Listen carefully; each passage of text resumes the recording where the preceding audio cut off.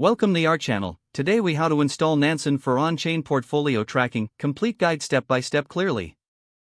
To get started with installing Nansen for on-chain portfolio tracking, first, ensure you have a compatible device and stable internet connection. Visit the official Nansen website to find the latest installation instructions. If you're using a desktop, check for a download link specific to your operating system. Click on the appropriate link to download the installation file. Once the download is complete, navigate to your Downloads folder.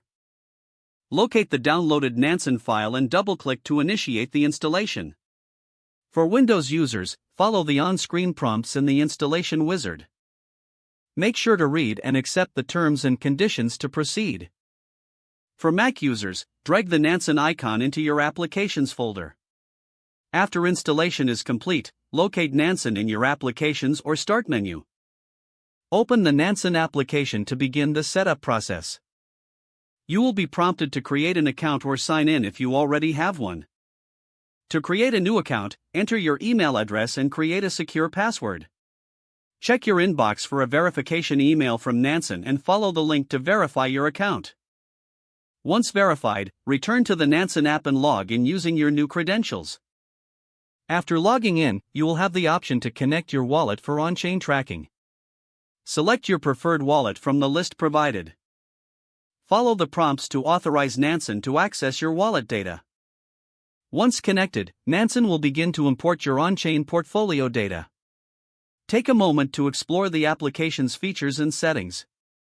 Familiarize yourself with the dashboard for an overview of your portfolio. Use the analytics tools to track your assets and performance over time.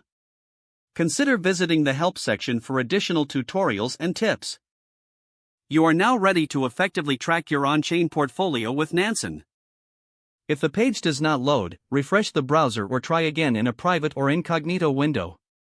Make sure you are using the correct email address, then retype it carefully to avoid small typos.